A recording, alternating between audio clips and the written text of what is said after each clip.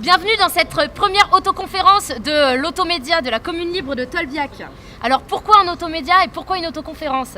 Nous avons constaté depuis le début du mouvement que notre parole n'était soit pas relayée, soit complètement détournée par les médias classiques.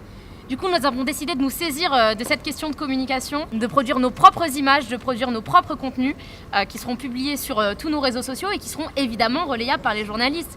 Eux qui viennent en disant qu'ils ont envie de suivre le mouvement et qui finalement racontent n'importe quoi sur nous, là ils pourront enfin avoir des vraies images de la part des vrais occupants de la commune libre de Tolbiac. Hier à l'Assemblée Générale, nous avons voté l'occupation et le blocus illimité de Tolbiac.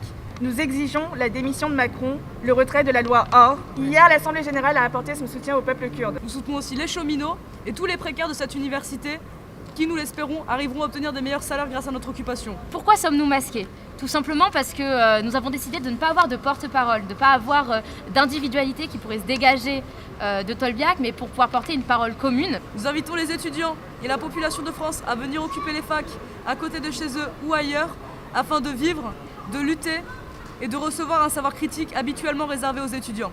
Dans cette période de mouvement, nous considérons que le blocage est un outil pour construire un rapport de force. Le blocage, ça peut avoir plusieurs intérêts, comme par exemple banaliser des journées de cours pour permettre à des étudiants boursiers de ne pas être défaillants des jours de mobilisation. Le blocage et l'occupation qu'on fait ici à Tolbiac, ça a un sens différent.